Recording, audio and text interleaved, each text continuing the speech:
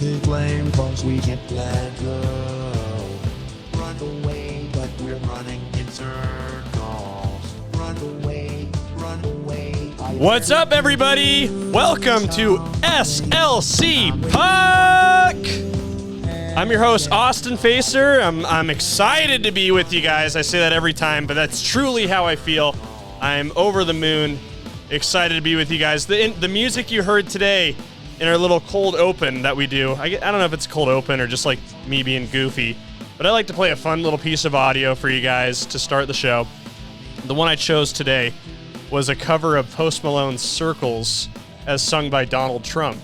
I heard Donald Trump was in the news this week, so I thought it would be relevant to do that. The other reason I chose the Post Malone Circles song is because we have a circle to talk about today. See how that works? You like that? We'll jump right into that really quick. Just want to remind you guys to like, comment, subscribe. You're doing great. You're doing awesome. You guys are amazing. Love you so much. Again, it blows my mind that this thing is growing at the rate it is. I checked the numbers in May. I think May 1st we started with about 102 subscribers, and I think right now, as the time of this recording, we're at like 300 and almost 60. So about 260 new subs this week this month is pretty awesome. So appreciate you guys for doing that. Keep doing it. Tell your friends, tell your family, tell your coworkers. Say, I've found something that means a lot to me in my life right now. It's SLC Puck. It's a hockey podcast about hockey in Utah, and it means everything to me. So if you could say that to your friends and family, that'd be great. But without further ado, today is June 2nd. I'm wondering if you could tell that I'm a little sunburnt because I spent the day walking in the Salt Lake City Pride Parade with my family. My sister's employer had a spot in the parade, and she asked me to join them. And let me tell you, that was a walk. And what I hated most about the walk, other than the fact that it was hot and sweaty, my feet hurt and all that, was they made us just walk from a place from like Temple Square to just a location a few miles away, and then they just dumped us off, and it's like, hey, by the way, you guys figure out how to get back to your car now. It would have been a lot better if they had done it in the form of a circle, don't you think? I think that would have been a lot better. We're going to talk about the circle here. I believe it was earlier this week. It was revealed, and I think I got some nice Twitter attention for tweeting this out early. I saw this on another source. Apparently, this is going to be the look for the Utah NHL team next week or this next season. It's going to be just a real simple circular logo. It was leaked online earlier this week. The way it worked, and I'll just tell you this is a little insider baseball, having worked for professional sports teams and in the media industry. It was reported that it was leaked on NHL.com, and I heard a lot of people go, well, what do you mean it was leaked on NHL.com? I'm not seeing it anywhere on the website. I'm not seeing it on the Coyotes website. There's not even a website for the team. You're right. But again, insider baseball, the way like these like big leagues works, they have like a portal on the back end for people who work in the media or people who need like the art, the high resolution images of the team logos to access them. It looks like this logo was uploaded into that back end portal, and that's how people were able to find it. It does seem legit. Some people who really know what they're talking about when it comes to sports logos. I don't have access to that, by the way, so I can't confirm myself, my own eyes. But a lot of people who have access to that on the NHL website or whatever have stated that they've seen it on there. This is what the Utah NHL team is going to roll out with. The first season, this is going to be a temporary logo, while the name, which is Yeti, by the way. I wish it was Outlaws, I really do, but I'm growing in confidence it's going to be Yeti. Until we get that logo, until that whole charade is over, this is going to be what the NHL team is going to look like in terms of a logo. Expect to see this like center ice, right in the face-off circle. It looks like they're going to go by Utah Hockey Club that first year. You can see it's a blue logo. There's an inner ring of black, Utah in black, hockey and club in white right there. I've seen some mixed reactions to this online. I think one of the more hilarious comments that someone made was that it looks like it was made in Canva. on the free version. I don't disagree with that assessment. It is very simple. I do think someone could have made this in Canva. I almost wonder if that's what happened. That would have been kind of funny.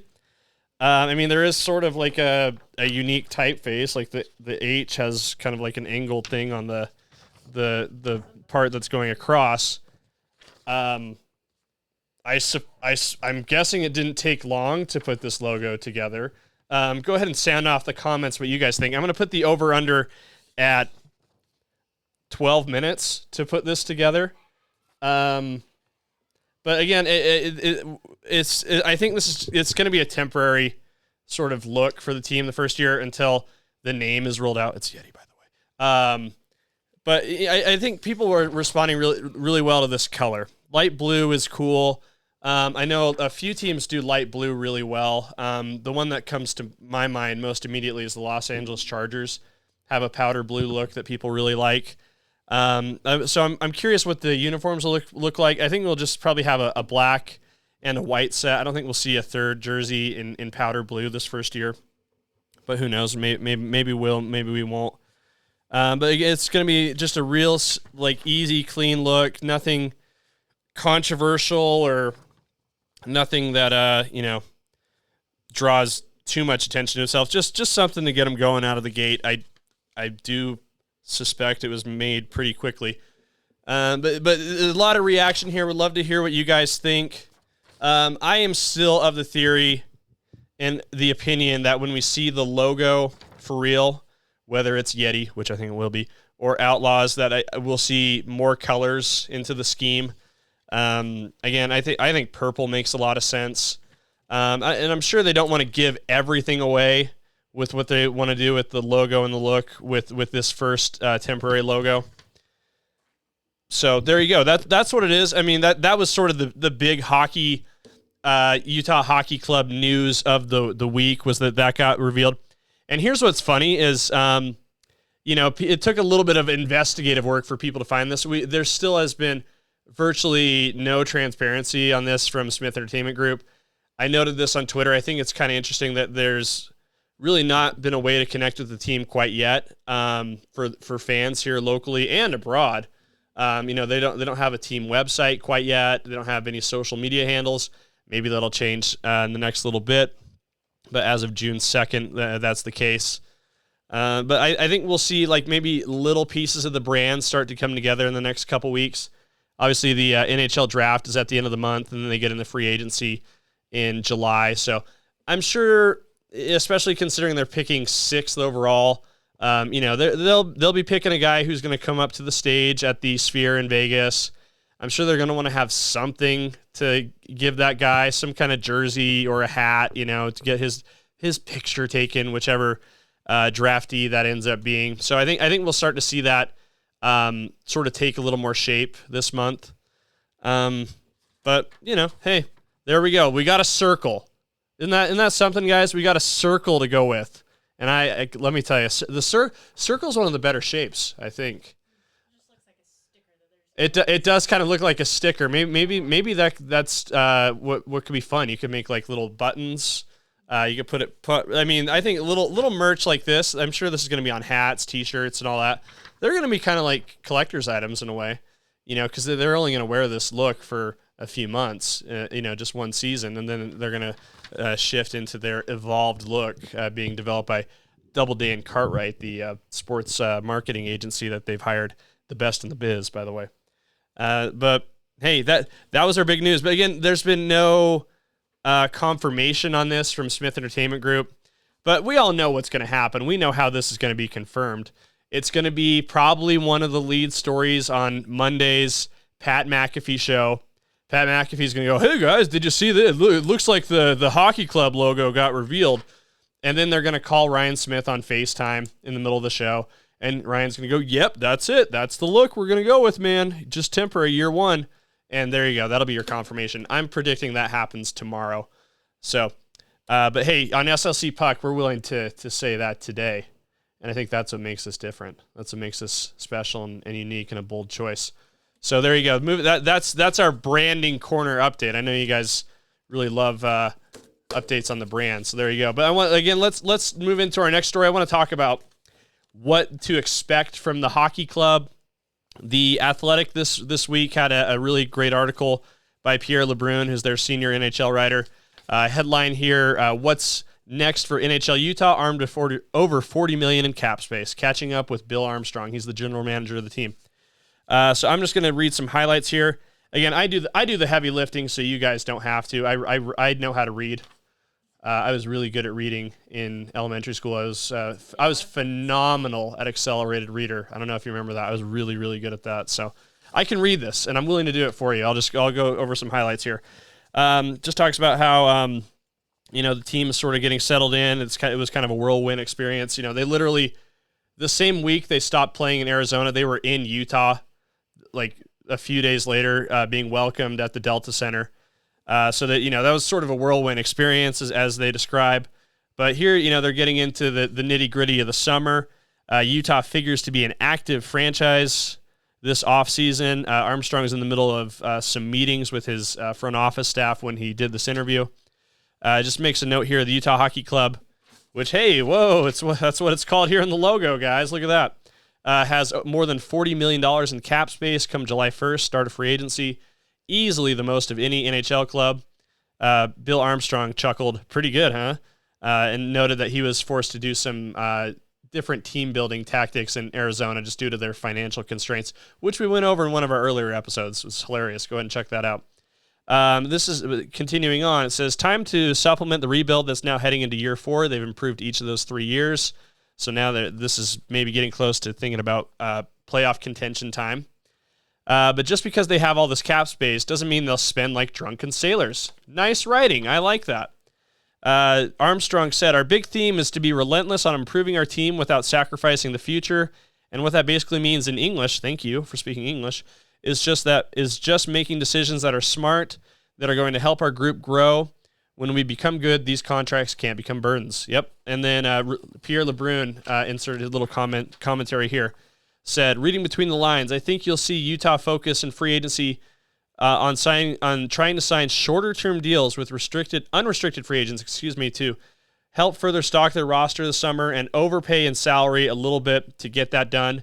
So 1 to 2 year deals, maybe a 2-year offer from Utah is the same overall money that another team would offer over the next 3 years. So if you're an NHL free agent this offseason, you want to make some quick money, you probably have your agent make a call to Utah to make yourself available, especially if you're, perhaps an elite defenseman. Or, I found this interesting. This is what I learned. I haven't been able to verify this. I just saw this on Twitter. Someone tweeted this out. The Coyotes last year were the worst face-off team in the history of the NHL. They lost face-offs at a quicker rate than any other team. I think they were less than 50%. They had none of their centers had a win percentage over 50%. And in hockey, obviously, I mean, you hockey people are going to know. If you're new to hockey, you're not. So let me explain it for you. If winning faceoffs is like a huge component of the game. Look, we have a faceoff going on right now in NHL 2001 that's playing behind me. See how important that faceoff was to getting that shot. Faceoffs are super important in the offensive, defensive zones as well. I mean, we've seen a couple games in the Stanley Cup playoff where the games have been won and lost on the defensive zone faceoffs. So getting some guys who are really good at that is going to be very important to getting this team better. Continuing on in the story, the idea is not to tie up their payroll 3 or 4 years down the road when the younger core players need bigger deals. Guys like Logan Cooley, Gunter, Clayton Keller is going to command a big contract his next time around, being an all-star. It's about plugging holes while the younger guys keep developing. Perhaps, and they also might make note that they're going to be maybe a little bit active in the trade market because they have a lot of draft picks that could help teams out, maybe relieve some of their salary cap pressure. They say, hey, we got to dump a guy for salary cap room, Utah. Can you help us out? And what Utah Hockey Club can do is say, yeah, sure, give us this guy that is a good player and you can't afford, and we'll give you a draft pick in exchange. And I think that's something that they did with Sean Dursey when they acquired him from the Los Angeles Kings. But the idea, it says here in the article, is to build a team with staying power once it arrives. But I thought this was an interesting note here. I thought this is very interesting. A quote from Bill Armstrong. It's just being realistic with our goals. Yes, we're a good team. We got 7 20-goal scorers, but we still have a lot of youth. If we can chip away at free agency on the defense and pull some trades, we can better our team. Here's the interesting part. But that doesn't mean we're going to be a Stanley Cup contender next year. So that's Armstrong setting the expectations reasonably. You know, like he's like, hey, we're going to have a team that is going to be better than what they were in Arizona. But don't expect to see a parade down State Street in downtown Salt Lake City. By the way, we were in a parade today, but there was no Stanley Cup in that parade. Not at all. Now, I had a bubble wand, though. That was a lot of fun. I was making bubbles in the parade. Tell you what, if the Utah Hockey Club wins the Stanley Cup, I'll also blow bubbles in that parade. Yeah, you got that? Anyway, so that's Armstrong setting the expectation there. But again, they feel like this team is going to be a lot better than it was last year. I talked about it in a few episodes, how they were on the path to the playoffs around January last year before they went on a 14-game losing skid. It says the article basically says that the relocation talks had a huge impact on the team here. The distraction of the organization's uncertain future in Arizona absolutely was part of that. It affected the players in a real way. Yup, Armstrong said. Everyone's in a much better mood now, which again, I said this many times. It was so obvious to me when the Coyotes arrived at the Delta Center in April, how thrilled all of those guys were to be there. They get tape in their locker room now. They get soap in the showers. They get a circle on their chest now. They got a lot of really cool things here. And Armstrong says here, there's a great anticipation and excitement of our players here playing in Utah next year. So there you go. I really enjoyed this article. I think The Athletic has been covering this team very well. Pierre LeBrun is a very established hockey writer. And I think the writing here is great, and I think the information is pretty solid as well.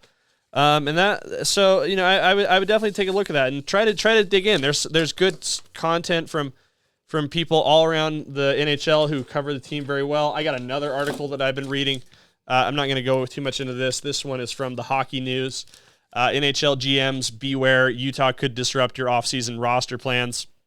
Talks about how Utah has like tons of cap space and the ability to make trades. So that's sort of the consensus in the national hockey media world. But what I want to talk about next is something that like a few people in my orbit, my life have asked me about, just because I know this side of the business pretty well. Obviously Dad here, Dirk was a Deseret News sports writer for 25 years. So, and I worked a little bit in sports media as well at a few different places. But like, I think it's going to be really interesting to watch how the local media coverage of this team takes shape. I've been asked this by a couple of my friends who've just been sitting, chatting about the team. And a couple of my friends asked me if you had the opportunity to work at a local outlet as the hockey, reporter, cause I can write too. I'm a decent writer. Would you take that opportunity? The answer is no, I wouldn't. But there's a lot of reasons for that. One of the bigger reasons is because that I really enjoy doing this show with you guys, and I don't want to lose that. But still, I wouldn't take a job in local media covering this team right now.